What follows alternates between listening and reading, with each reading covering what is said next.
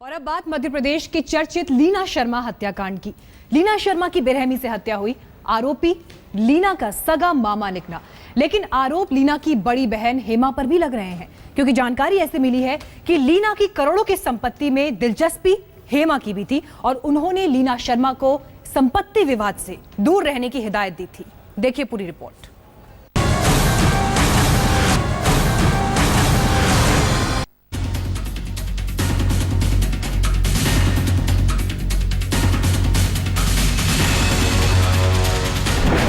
Leena murder में शक के घेरे में बहन हेमा। सिर पर डंडा और गला दबाकर हत्या।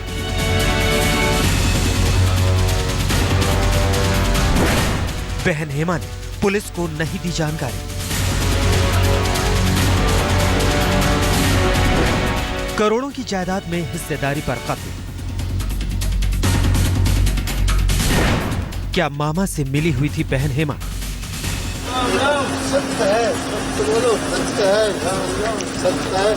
कत्ल के 16 दिनों के बाद करोड़पति लीना शर्मा का भोपाल के हमीदिया अस्पताल में पोस्टमार्टम हुआ।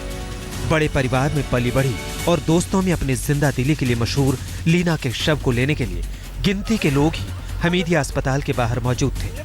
सगी बहन हेमा मिश्रा भी आई थी, लेकिन कार की सीट पर बैठकर ही किताबी खानापूर्ति को पूरा कर लिया।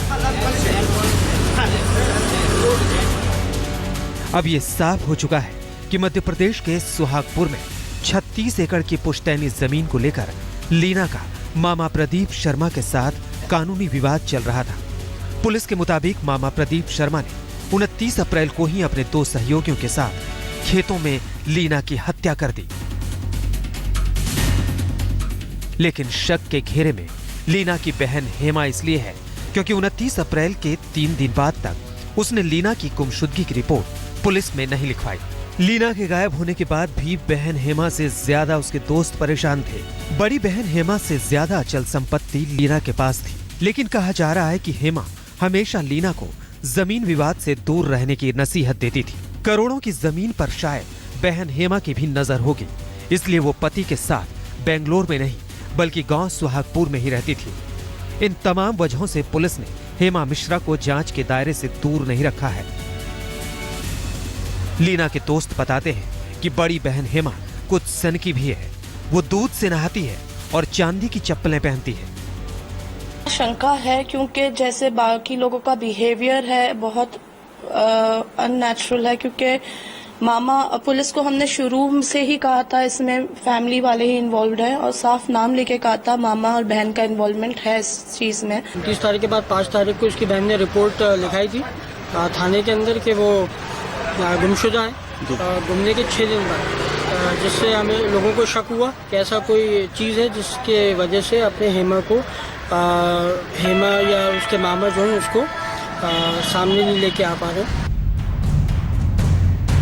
दरअसल लीना शर्मा के पास करोड़ों की पुश्तैनी जमीन थी। उसके अलावा नाना और मौसी ने भी अपने जमीन में से उससे हिस्सेदारी दी थी, जिसकी वजह से लीना के पास अपनी बहन और मामा से ज्यादा जमीन थी। जमीन विवाद को लेकर कई बार लीना, बहन हेमा और मामा प्रदीप शर्मा के बीच मीटिंग भी हुई, लेकिन लीना ने साफ कर दिया था कि वो अपनी जमीन किसी को नहीं देगी, यहाँ तक कि अपनी बहन को भी नहीं।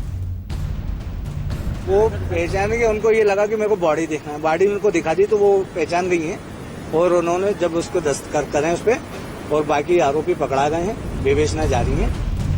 लीना के सिर से माँ बाप का साया सालों पहले ही बेवक्त उठ गया था।